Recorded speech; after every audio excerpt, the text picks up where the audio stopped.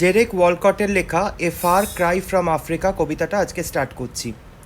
এই কবিতাটা শুরু করবার আগে আমি সিক্স সেমিস্টারের স্টুডেন্টদেরকে বলবো যে আমি আগে যে ভিডিওটা দিয়েছি পোস্ট কলোনিয়াল লিটারেচারের একটা ছোট ইন্ট্রোডাকশন, সেই ভিডিওটা অবশ্যই দেখে নিও, কারণ ওটা এই কবিতাটা বোঝবার জন্য এই ইন্ট্রোডাকশনটার একটা প্রয়োজন রয়েছে। ডেরেক ওয়ালকট একজন আফ্রিকান কবি। তিনি হাফ আফ্রিকান হাফ ইউরোপিয়ান আমরা বলতে পারি, কারণ তার দাদু যিনি ছিলেন তিনি ইউরোপিয়ান ছিলেন এবং তার ঠাকুমা যিনি ছিলেন তিনি ছিলেন আফ্রিকান। তো তিনি একটা মিক্সড রেস, একটা হাইব্রিড রেসকে রিপ্রেজেন্ট করছেন। তার বাড়ি ছিল সেন্ট লুকাস বলে একটা আইল্যান্ডে, যেটা আফ্রিকার কোস্টে লোকেটেড, আফ্রিকার কোস্টের কাছাকাছি লোকেটেড। এবং এই কবিতাটাতে তিনি কেনিয়ার নাম শুনেছ নিশ্চয়ই তোমরা, সেই কেনিয়া এবং তার রাজনীতি, তার সমাজ নিয়ে কথা বলছেন। যেমন ভারতবর্ষ বেশ কিছু দিনের জন্য ব্রিটিশদের আন্ডারে ছিল, ব্রিটিশদের কলোনিয়াল ডমিনেশন ফেস করেছিল, ঠিক সেরকমভাবেই কেনিয়াকেও কিন্তু ব্রিটিশরা কলোনাইজ করেছিল। এবং ডেরেক ওয়ালকট সেই কলোনাইজেশনেরই কিন্তু একটা প্রোডাক্ট, কারণ তিনি কিন্তু অ্যাংলো আফ্রিকান। মানে আমি বললাম যে তার যে ব্রিড, তার যে পরিবার, সেটা হাফ আমেরিকান এবং হাফ ইউরোপিয়ান। আমি যখন আগের ভিডিওটাতে ইন্ট্রোডাকশনটা দিয়েছি সেটাতে আমি বলেছি যে পোস্ট কলোনিয়াল লিটারেচারে এই হাইব্রিডিটি ব্যাপারটা কিন্তু একটা অত্যন্ত গুরুত্বপূর্ণ টপিক, থিম হয়ে উঠে আসে। এবং এই কবিতাটাতে আমরা বিশেষ করে ডেরেক ওয়ালকটের বক্তব্যে এবং তার চিন্তাধারাতে আমরা একটা হাইব্রিডিটির ছাপ কিন্তু দেখতে পাচ্ছি। অন্যান্য ক্ষেত্রে পোস্ট কলোনিয়াল লিটারেচারে আমরা দেখি যে যারা কবি হয় বা লেখক হয় এই পোস্ট কলোনিয়াল ওয়ার্ল্ডের, তারা জেনারেলি খুব গর্বিত হয় যে আমাদের দেশের মানুষ যুদ্ধ করে স্বাধীনতা কেড়ে নিয়েছে, আমরা পরাধীনতাকে গায়ের জোরে ছুঁড়ে ফেলেছি। কিন্তু সেই গায়ের জোরটা ব্যবহার করতে গিয়ে যে লক্ষ লক্ষ মানুষ ক্ষতিগ্রস্ত হয়, কারুর প্রাণ চলে যায়, কারুর পরিবারের পরিজন চলে যায়, কেউ অপাহিজ হয়ে যায়, আবার কেউ অনেকেই সমস্ত কিছু হারিয়ে ফেলে। তো সেই যে একটা ফ্রিডম স্ট্রাগলের সময় মানুষের যে ক্ষয়ক্ষতিটা হয়, সেটাকেও কিন্তু আমাদের কবি মেনে নিতে পারছেন না। হ্যাঁ, তিনি অবশ্যই গর্বিত যে তার দেশের মানুষ, আফ্রিকার মানুষ বিদ্রোহ করেছিলেন, বিদ্রোহ করে সফল হয়েছিলেন এবং একটা নিষ্ঠুর ডমিনেটিং বাইরের শক্তিকে ছুঁড়ে ফেলতে পেরেছিলেন, এটার জন্য তিনি নিশ্চয়ই গর্বিত। কিন্তু তার সঙ্গে সঙ্গে তার দেশের মানুষের যে রক্ত ঝরেছিল, মানুষগুলো যে হিংস্রভাবে ব্রিটিশদের ওপর আক্রমণ করেছিল এবং ব্রিটিশদেরও যে রক্ত ঝরিয়েছিল, এই রক্তপাতের বিরুদ্ধে আমাদের কবি। তো আমরা দেখছি যে তিনি জেনারেলি কি হয় না, এই ধরনের কবিতাগুলিতে যেখানে ফ্রিডম স্ট্রাগলগুলোকে ডেসক্রাইব করা হয়, সেখানে যারা নেটিভ মানে যারা দেশীয় লোক, তাদের যে বিদ্রোহটা সেটাকে সবসময় সঠিক বলে ঠাউরানো হয়, আর তাদের ওপর যারা অত্যাচার করেছিল যে বহিরাগত শক্তি, তাকে সবসময় ভুল দেখানো হয়। কিন্তু এই কবিতাটাতে কিন্তু সেরকমভাবে একটা বাইনারি ক্রিয়েট করা হচ্ছে না। এই কবিতাটাতে দেখানোর চেষ্টা করা হচ্ছে যে দুপক্ষেরই কিন্তু বেশ কিছু ভুল ত্রুটি ছিল, যার জন্য আফ্রিকার যে শান্তশিষ্ট পরিবেশটা, একটা সুন্দর নিবিড় একটা পরিস্থিতি, সেটা সম্পূর্ণভাবে নষ্ট হয়ে গেছিল। ডেরেক ওয়ালকট তার কবিতার জন্য নোবেল প্রাইজও পেয়েছেন। আমি একটা প্রেজেন্টেশন এমন করেই তৈরি করেছি যেখানে অনেক কিছু ছবি তোমরা দেখতে পাচ্ছ। সবার ওপরে যে ছবিটা দেখা যাচ্ছে সেটা ডেরেক ওয়ালকটের ছবি। তিনি, আমি বললাম যে সেন্ট লুসিয়া বলে একটা আইল্যান্ড ছিল, সেই আইল্যান্ডে বড় হয়েছেন কেনিয়ার কাছে। দ্বিতীয় কথা, ডেরেক ওয়ালকট নোবেল প্রাইজ পেয়েছেন তার কবিতার জন্য। তারপরের যে ছবিটা সেটা দেখতে পাচ্ছ, সেটা হচ্ছে কিকিউ উপজাতির মানুষেদের ছবি। এটা হচ্ছে আফ্রিকার একটা উপজাতি এবং এই উপজাতির পোশাক কীরকম দেখতে পাচ্ছ, তারা কীরকম পরিধান করে বা তাদেরকে দেখতে কীরকম, সেটা তোমরা এই ছবিটা দেখলে, পরের যে ছবিটা সেটা দেখলে স্পষ্টভাবে বুঝতে পারছো। তারপরে ছবিটা নিয়ে আমি পরে আলোচনা করব যখন ওটার রেফারেন্স আসবে। একটা পাখি দেখতে পাচ্ছ, সেটার যখন রেফারেন্স আসবে আমি তখন সেটাকে নিয়ে আলোচনা করব। আর তার সঙ্গে সঙ্গে আমি কবিতাটাকে একটু অ্যানোটেট করে দিয়েছি, মানে যে ডিফিকাল্ট শব্দগুলো তার মানেগুলো আমি লিখে দিয়েছি। যাতে তোমাদের বুঝতে সুবিধা হয়। কবিতাটা স্টার্ট করছে, একটা ছোট ইন্ট্রোডাকশন দিয়ে নিলাম। A wind is ruffling the tawny pelt of Africa, Kikuyu quick as flies, batten upon the bloodstreams of the veldt. আচ্ছা, কবিতাটার কনসেপ্টটা, প্রেজেন্টেশনটা একটু অন্য রকমের এবং একটু কঠিন বলা চলে। বোঝার চেষ্টা করো। এ wind is ruffling the tawny পেল্ট। রাফলিং মানে হচ্ছে ডিসঅ্যারেঞ্জ করে দেওয়া, এলোমেলো করে দেওয়া। ঝড় উঠলে যেমন গাছের পাতাগুলো এলোমেলো হয়ে যায়, খড়ের চাল যদি কারুর বাড়ির থাকে যেরকম এলোমেলো হয়ে যায়, সেটাকে রাফলিং বলা হচ্ছে। টাউনি শব্দটার মানে হচ্ছে একটা হলদেটে ব্রাউন কালার, একটা খয়েরি রঙেরই একটা শেড, কিন্তু সেটা একটা হলুদ হলুদ ভাব থাকে তার মধ্যে। কিছুটা তোমরা দেখতে পাচ্ছ যে ওই কিকিউ যে ভদ্রমহিলা নাচছে ছবিতে, তার যে পোশাকের যে রঙটা আছে একটা হলদেটে ব্রাউন, অনেকটা সেই রঙটাকে টাউনি বলা হয়। আবার একটা সিংহের গায়ের যে রঙটা হয় সেই গায়ের রঙটাকেও কিন্তু টাউনি বলা যেতে পারে। আর পেল্ট বলতে কী বোঝানো হচ্ছে? জেনারেলি অ্যানিমাল স্কিনকে পেল্ট বলা হয়, পশু পাখির চামড়াকে। এখানে পশু পাখির লোমকেও মিন করা হতে পারে, গায়ের যে ফার, গায়ের যে লোম, সেটাকেও পেল্ট বলা হয়। তাহলে এই লাইনটার মানেটা কি হচ্ছে না, একটা খুব জোরে ঝড় উঠেছে এবং সেই ঝড়ে কোনো একটা পশুর গায়ের যে ফার সেটা এলোমেলো হয়ে যাচ্ছে। কিন্তু এতটাও সহজ কনসেপ্টটা নয়। কিন্তু এখানে তোমাকে বুঝতে হবে যে পশু বলতে কাকে মিন করা হয়েছে। পশু বলতে কিন্তু এখানে আফ্রিকান সোসাইটিকে মিন করা হয়েছে। কেন একটা আফ্রিকান সোসাইটিকে, আফ্রিকার মানুষকে পশুর সঙ্গে তুলনা করা হয়েছে? কেননা আফ্রিকা হচ্ছে ওয়াইল্ড, আনটেমড, এবং যে কোনো পশুর সঙ্গে নয়, কিন্তু সিংহের সাথে কম্পেয়ার করা হয়েছে। নর্মালি আমরা সিংহ যখন বলি আমরা বুঝি পশুদের রাজা, তার একটা আলাদাই প্রেজেন্স রয়েছে জঙ্গলের মধ্যে, তার একটা আলাদাই গ্ল্যামার রয়েছে। কোথাও না কোথাও কবি কিন্তু গ্লোরিফাই করছে আফ্রিকাকে এবং আফ্রিকার মানুষগুলোকে সিংহের সাথে কম্পেয়ার করে। ঠিক যেমন যখন ঝড় ওঠে তখন যেমন পশুর গায়ের লোমগুলো হাওয়াতে এলোমেলো হয়ে যায়, ঠিক তেমন আফ্রিকার মানুষের জীবনগুলো এলোমেলো হয়ে গেছে। কী করে এলোমেলোটা হলো? কারণ তাদের জীবনেও একটা ঝড় উঠেছে। এই ঝড়টা ব্রিটিশাররা নিয়ে এসছে। তাহলে এখানে ব্রিটিশারদের, ইউরোপিয়ানদেরকে একটা ঝড়ের সাথে তুলনা করা হয়েছে। আফ্রিকান মানুষ শান্তিতে আনন্দে জীবন কাটাচ্ছিল, কিন্তু ব্রিটিশাররা যখন আফ্রিকাকে এসে কলোনাইজ করলো, দখল করলো, আফ্রিকার মানুষের জীবনে যেন একটা ঝড় উঠল এবং তাদের জীবনটা সম্পূর্ণভাবে এলোমেলো হয়ে গেল।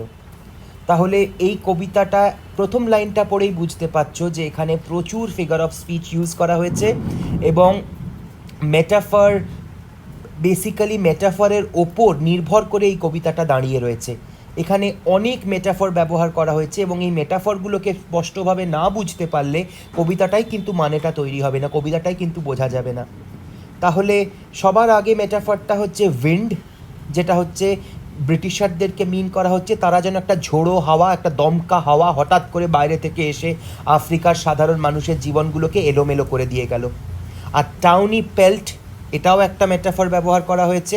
এটার মানে হচ্ছে যে একটা হলুদ ফারযুক্ত পশু, যেটাকে আমরা ইন্টারপ্রেট করে নিতে পারি একটা লায়ন হিসাবে, একটা সিংহ হিসাবে, যেটা আফ্রিকার সাধারণ মানুষকে, বিশেষ করে কিকিউ উপজাতির মানুষকে মিন করা হয়েছে। পরের লাইনে আসছি, অফ আফ্রিকা। দেখো এখানে কিন্তু ব্যাপারটা অনেকটা স্পষ্ট হয়ে যাচ্ছে। টাউনি পেল্ট অফ আফ্রিকা বলা হচ্ছে, সেখান থেকে আমরা বুঝতে পারছি যে আফ্রিকাকে একটা পশুর সঙ্গে কম্পেয়ার করা হয়েছে, একটা সিংহের সঙ্গে। তাই জন্য আফ্রিকার ফার, আফ্রিকার যে ব্রাউন রঙের ফার, সেটাকে এলোমেলো করা হয়েছে। এরপর যে বিশেষ ঘটনাটার কথা রেফারেন্স দেওয়া হচ্ছে সেটাতে আমরা একটু চলে আসব। আফ্রিকার মানুষ যখন ব্রিটিশাররা তাদের ওপর আক্রমণ করে, তারা কিন্তু মাথা পেতে চুপচাপ বিনা প্রতিবাদে ব্রিটিশারদেরকে মেনে নেয়নি, তারা যথেষ্ট প্রতিরোধ গড়বার চেষ্টা করেছিল। এবং এই কিকিউ উপজাতির মানুষ তারা একটা আন্দোলন করেছিল যেটাকে মাও মাও মুভমেন্ট বলা হয়। নামটা মনে রাখবে, মাও মাও মুভমেন্ট। এর মানে হচ্ছে এই কিকিউ উপজাতির মানুষেরা একসাথে এসে সংঘবদ্ধ হয়ে একটা বিদ্রোহ করেছিল ব্রিটিশারদের বিরুদ্ধে। ঠিক যেমন আমাদের এই যে ভারতবর্ষের পূর্বাঞ্চলে একটা সাঁওতাল বিদ্রোহ হয়েছিল এবং সাঁওতাল পরগনার মানুষ ব্রিটিশারদের বিরুদ্ধে প্রতিবাদ করেছিল, তাদের মতোভাবে তারা ব্রিটিশারদের বিরুদ্ধে লড়েছিল। ঠিক তেমনভাবেই কেনিয়ার কিকিউ উপজাতির মানুষও কিন্তু একটা সংঘবদ্ধভাবে ব্রিটিশারদের বিরুদ্ধে একটা বিদ্রোহ ঘোষণা করেছিল, যেটাকে মাও মাও আপরাইজিং বলে। আমাদের কবি এই কবিতাটাতে কিন্তু ওই আপরাইজিংটা, মাও মাও মুভমেন্টটার কথাই কিন্তু উনি বলছেন যে ব্রিটিশাররা এই যখন এদের সাথে এই কিকিউ উপজাতির মানুষের সাথে লড়াই করতে শুরু করলো, তখন কিকিউর মানুষগুলোকে যেন মশা মাছির মতো উড়িয়ে দিল। Quick as flies, flies generally শব্দটা আমরা মাছিকে মিন করতে বোঝাই। যেমন খুব জোরে ঝড় উঠলে মশা মাছি উড়ে যায়, তারা প্রতিরোধ করতে পারে না, ঠিক সেই রকমভাবেই কিকিউ উপজাতির মানুষগুলো তারা প্রতিরোধ করতে চেষ্টা করেছিল, কিন্তু যেহেতু ব্রিটিশাররা এতটা শক্তিশালী ছিল, তাদের কাছে একদম সব ধরনের মডার্ন অস্ত্র ছিল, আর কিকিউ উপজাতির মানুষরা তীর, ধনুক, বল্লম নিয়ে লড়াই করতে গেছিল। সেই অবস্থায় ব্রিটিশাররা ঠিক ঝড়ের মুখে পড়া মশামাছির মতো করে এদেরকে উড়িয়ে দিয়েছিল, এদেরকে হারিয়ে দিয়েছিল লড়াইতে। Batten upon the bloodstreams of the veldt, এবং পরাজিত হবার পর কিকিউ উপজাতির মানুষরা এদের মৃতদেহগুলো গোটা ভেল্ড অঞ্চলে একদম চারদিকে ছড়িয়ে পড়েছিল। ভেল্ড বলতে কি বলানো হচ্ছে এখানে দেখো, গ্রাসল্যান্ডস অফ আফ্রিকা আমি লিখেছি। গ্রাসল্যান্ডস বলতে এখানে তৃণভূমিকে বলা হয়। তোমরা হয়তো ভূগোলে পড়েছো যে আমাদের বায়োমস মেনলি 4 রকমের হয়: ক্রপল্যান্ড, গ্রাসল্যান্ড, ওয়েটল্যান্ড অ্যান্ড ব্যারেনল্যান্ড, ডেজার্টস। তো এখানে গ্রাসল্যান্ড বলতে ওই তৃণভূমিকে বলা হচ্ছে যেখানে মূলত ঘাস হয়, এবং সেই ঘাস খুবই গুরুত্বপূর্ণ পশুপালনের জন্য। তো আফ্রিকাতেও এমনি একটা গ্রাসল্যান্ড আছে, বিশেষ করে আফ্রিকার দক্ষিণ অঞ্চলে একটা গ্রাসল্যান্ড রয়েছে, এবং সেই গ্রাসল্যান্ডটাকে বলা হয়, তার নাম হচ্ছে ভেল্ড। সবুজ ঘাসে ভরা একটা সুন্দর জায়গা। সেই সবুজ ঘাসগুলো রক্তাক্ত হয়ে গেল, তার মধ্যে দিয়ে যেন রক্তের নদী বইতে শুরু করলো। কেন না, একের পর এক এত কিকিউ উপজাতির মানুষকে মেরে ফেলে দেওয়া হলো সেখানে, তাদের রক্তগুলো যেন একটা রক্তের নদীর মধ্যে ওই গ্রাসল্যান্ডের মধ্যে দিয়ে বইতে শুরু করেছে। মানে একটা সবুজ গ্রাসল্যান্ড সেটা লাল হয়ে গেছে রক্তাক্ত হয়ে। Corpses are scattered through a paradise. Corpses মানে হচ্ছে ডেড বডিজ, আর প্যারাডাইস মানে আমরা জানি স্বর্গলোক। তাহলে আফ্রিকাকে এখানে কবি একটা স্বর্গের সঙ্গে কম্পেয়ার করছেন, কারণ আফ্রিকা সত্যি একটা তার একটা নৈসর্গিক সৌন্দর্য রয়েছে, ভীষণ সুন্দর জায়গা, প্রাকৃতিক সৌন্দর্য আফ্রিকার কিন্তু একটা অসাধারণ লেভেল। সেই প্রাকৃতিক সৌন্দর্যটাকে নষ্ট করে দিল এই ব্রিটিশাররা এত মৃতদেহ ফেলে, চারদিকে মৃতদেহ ছড়িয়ে ফেলে। কর্পসেস মানে বললাম ডেড বডি, স্ক্যাটার্ড মানে ছড়িয়ে থাকা। Only the warm colonel of carrion cries waste no compassion on these separate dead. যেখানে চারদিকে মৃতদেহগুলো পড়ে রয়েছে, ঠিক দেখে যেন মনে হলো ছোট ছোট পোকাগুলো যেগুলো মাটিতে থাকে এবং এই পচা শরীরগুলোকে খায়, যেমন তোমার যখন কোনো জন্তু জানোয়ার মরে যায় তাদের শরীরগুলোতেও পোকা লেগে যায়, কোনো ডেড বডিও যখন বেশি দিন পড়ে থাকে শরীরে পোকা লেগে যায়, সেই পোকাগুলো, সেই ওয়ার্মসগুলো তারা পচা মাংস খেতে ভালোবাসে, তাই তারা ছুটে এসে বলল, চলো এনজয় করি, খেয়ে ফেলি একের পর এক, এত খাবার পেয়েছি আমরা, চলো আমরা একটু কারুর জন্য একটু দয়া দাক্ষিণ্য দেখাবো না, আমরা সবাইকে চিবিয়ে খাই, আমাদের আজকে বিশাল খাবারের ভোজ, আমরা বিশাল খাবার পেয়েছি আজকে, কোনো একটা লোককেও ছেড়ো না। সেটা ব্রিটিশের মৃতদেহ হোক বা আফ্রিকান লোকের মৃতদেহ হোক, কাউকে ছেড়ো না, কারোর মধ্যে ভেদাভেদ করো না, সবাইকে চলো আমরা খেয়ে ফেলি। তাহলে এখানে হঠাৎ ওয়ার্মসদের, পোকাদের কথা কেন বলা হচ্ছে? কাকে পোকা বলে মিন করা হয়েছে?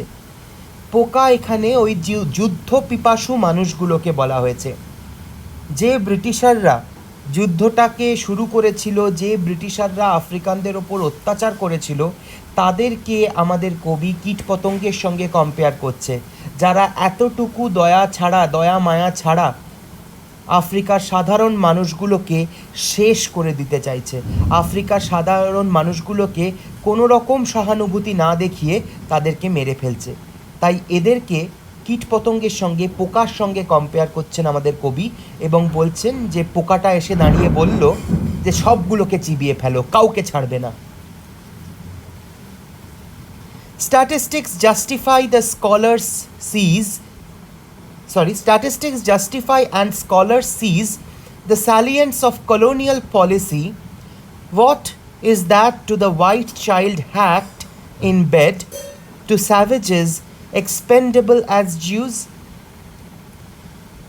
বলছে যে এরপর, এই বিদ্রোহের পর কি হলো না, যারা হিসাব রাখে কজন মরলো, কজন বাঁচলো, কজন যুদ্ধে নেমেছিল, কজন বেঁচে ফিরে এলো, তারা হিসাবটা ঠিকঠাকই রাখলো। স্ট্যাটিস্টিক্স মানে কি? স্ট্যাটিস্টিক্স তোমরা অঙ্কে শিখেছো যে মিন, মিডিয়ান, মোড, কতজন অ্যাভারেজ, 50টা ছেলে ছিল, তাদের মধ্যে কতজন অ্যাভারেজে কত নম্বর পেলো, কারা অ্যাভারেজে ফার্স্ট ক্লাস কতজন পেলো, কতজন সেকেন্ড ক্লাস পেলো, এই রকমভাবে হিসেবটা যেটা করা হয় সেটাকে স্ট্যাটিস্টিক্স বলা হয়।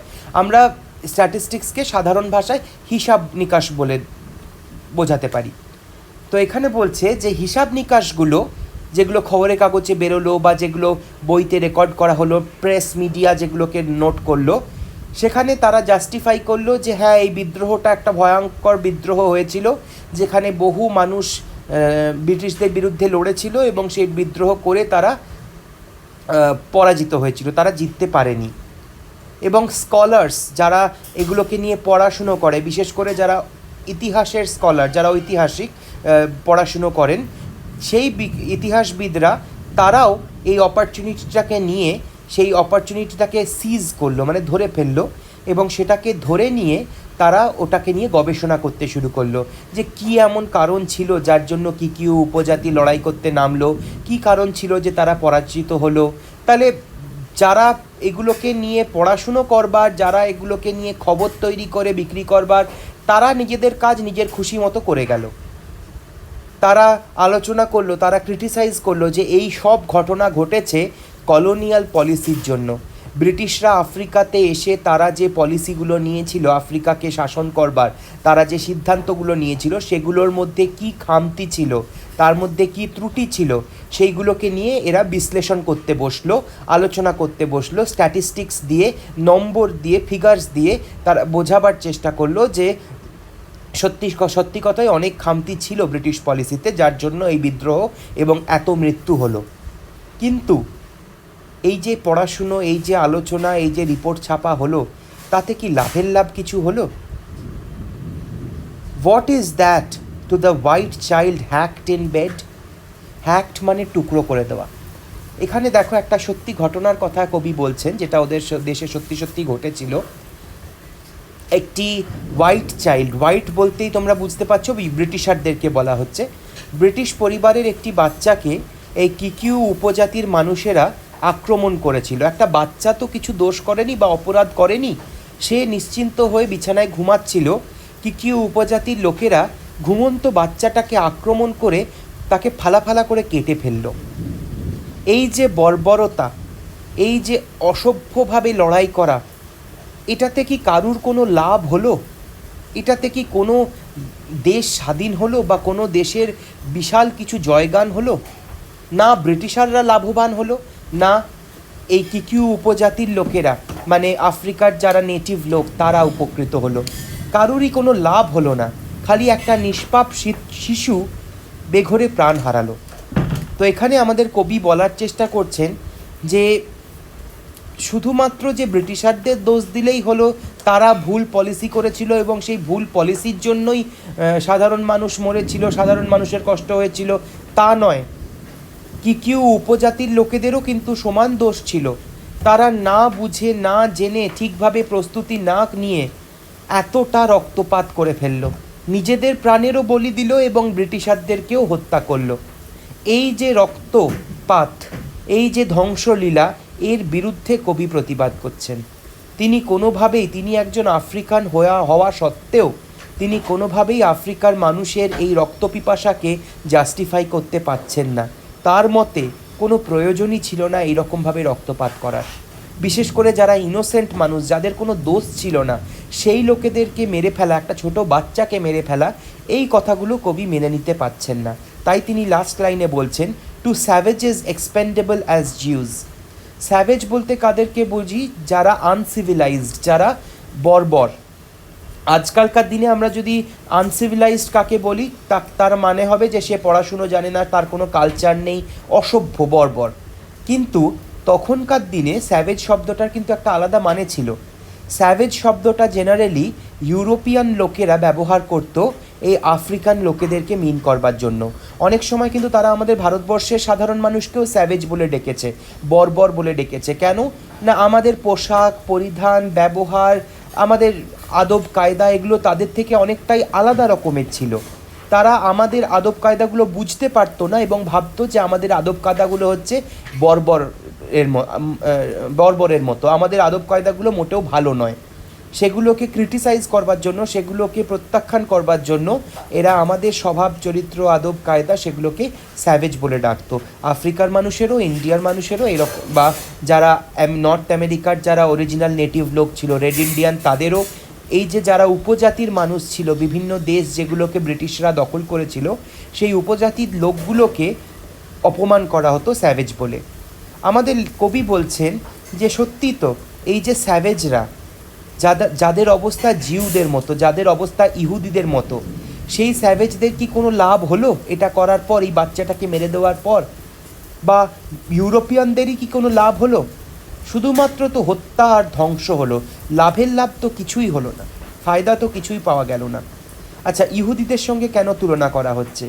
কারণ এখানে কবি রেফারেন্স আনছেন জিউইশ হলোকাস্টের। হলোকাস্ট ব্যাপারটা তোমাদের জেনে রাখা দরকার।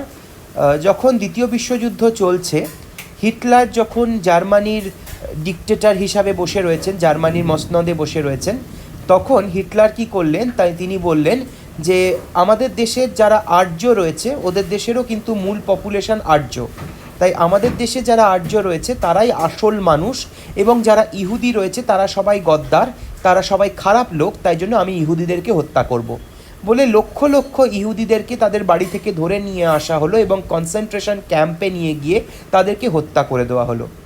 তো ঠিক যেমন এই ইহুদিরা হিটলারের হাতে ভিকটিম হয়েছিল, তারা কোনো অন্যায় না করেও তাদেরকে মরে যেতে হয়েছিল, ঠিক তেমনভাবেই আফ্রিকাতেও কিন্তু এই যে যুদ্ধটা হলো ব্রিটিশারদের মধ্যে এবং এই যে কিকিউ উপজাতির লোকেদের মধ্যে, যে মাও আপরাইজিংটা হলো, তাতে এত লোক মারা গেল, এত লোকের রক্ত বেরোলো, এটা কিন্তু আফটার অল একটা অপ্রয়োজনীয় ঘটনা।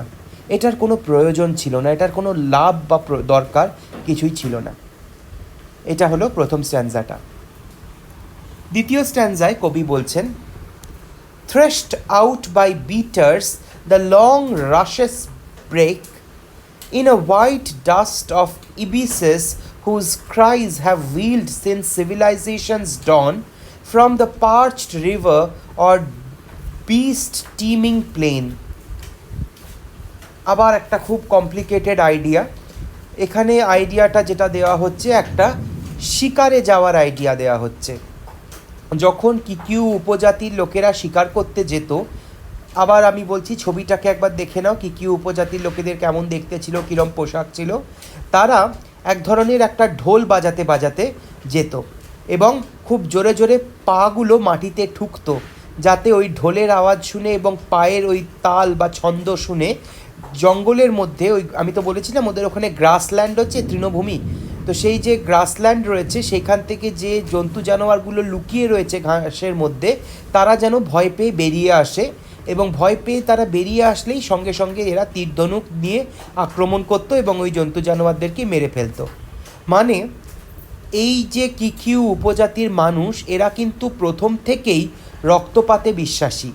একটা সময় ছিল যখন ব্রিটিশাররা আফ্রিকাতে আসেনি, তখন এই উপজাতির লোকেরা শিকার করে জন্তু জানোয়ারের রক্তপাত করত, এবং এখন যখন ব্রিটিশাররা এসেছে তখন এরা বিদ্রোহ করে ব্রিটিশদের রক্তপাত করছে। দেখো, কোথাও না কোথাও আমাদের কবির কিন্তু ব্রিটিশদের প্রতিও একটা সহানুভূতি বেরিয়ে আসছে। কারণ আমি যে বলেছিলাম প্রথমেই, উনি হাইব্রিড, উনি না তো পুরোপুরি আফ্রিকান না পুরোপুরি ইউরোপিয়ান। ওনার শরীরে ইউরোপিয়ান রক্তও দৌড়াচ্ছে, আবার আফ্রিকান রক্তও দৌড়াচ্ছে। তাই তিনি কোনো এক পক্ষের কথা তিনি বলতে পারছেন না, তিনি দুপক্ষকেই দোষী করছেন, আবার দুপক্ষের জন্যই তার মনে সহানুভূতি রয়েছে। তাই তিনি বলছে যে থ্রেশড আউট বাই বিটার্স। থ্রেশড মানে হচ্ছে ওই যে হাত দিয়ে জোরে জোরে ঢাক বা ঢোল বাজানো, সেটাকে থ্রেশড বলা হচ্ছে। আর বিটার্স হচ্ছে যারা ঢাকটা বাজায়। The long rushes break in a white dust of ibises. Ibises হচ্ছে একটা পাখি, যার ছবি আমি স্ক্রিনে দিয়ে রেখেছি।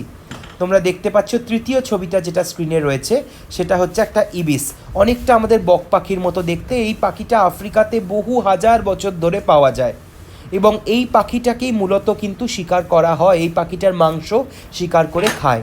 তো আফ্রিকার লোকেরা ঢাক ঢোল পিটিয়ে জঙ্গলের মধ্যে দিয়ে যেত, এবং তারপরে ওই পাখিগুলো আতঙ্কিত হয়ে ছোটাছুটি করতো, এবং সেই পাখিগুলোকে ওরা তীর ধনুক মেরে হত্যা করত। এই পাখিগুলোর কান্না, হুজ ক্রাইজ, মানে এদের কান্না, এর চিৎকার, এর আর্তনাদ যেন আফ্রিকার জঙ্গলে জঙ্গলে, আফ্রিকার মাঠে মাঠে ছড়িয়ে পড়েছিল সেই সিভিলাইজেশনের ডন থেকে। সিভিলাইজেশনের ডন মানে যবের থেকে আফ্রিকাতে সভ্যতার সূচনা হয়, যবের থেকে এই উপজাতিরা আফ্রিকাতে বাস করতে শুরু করে, সেই সময় থেকে, একদম শুরুর থেকে এই উপজাতির মানুষরা শিকার করতে বেরোতো, এবং সেই সময় থেকেই কিন্তু এই ইবিসেস, এই পাখিগুলোকে এরা শিকার করে করে খেত। তো তাই জন্য আফ্রিকাতে এই পাখিদের আর্তনাদ বহু বছর ধরে, বহু যুগ ধরে শোনা যায়। আচ্ছা, তো এত পশু পাখিকে তো এরা মেরে শিকার করে খেত, তাহলে শুধু ইবিসেস এই পাখিটার কথা কেন বলা হচ্ছে? পাখিটার গায়ের রঙটা দেখো, দেখলেই বুঝতে পারবে, সাদা। আবার একটা মেটাফর ব্যবহার করছেন কবি, এবং ইবিসেস বলতে তিনি আসলে কিন্তু মিন করছেন সেই ব্রিটিশারদেরকেই।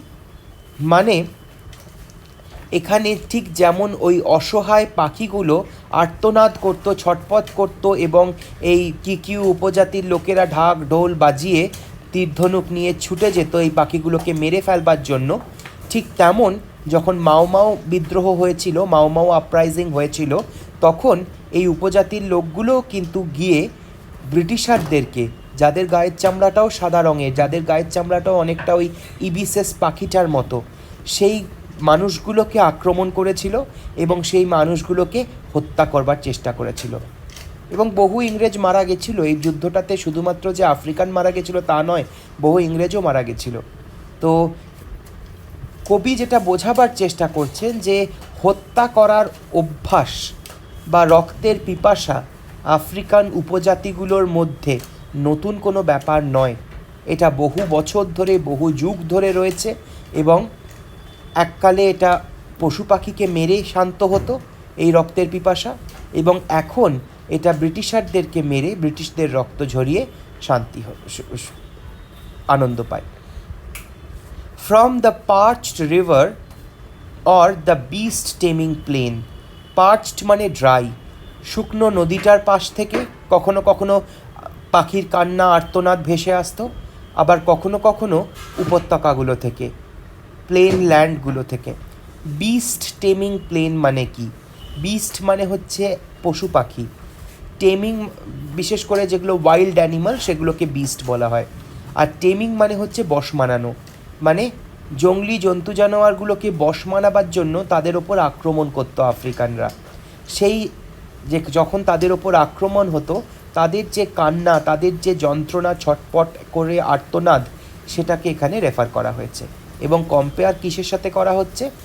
ব্রিটিশারদের ছটপট আর্তনাদ, যারা হোয়াইট স্ক্রিন ব্রিটিশার ছিল তাদেরকে অত্যাচার করে, তাদের উপর আক্রমণ করে আফ্রিকানরা যখন তাদের স্বাধীনতা ক্লেম করবার চেষ্টা করেছিল।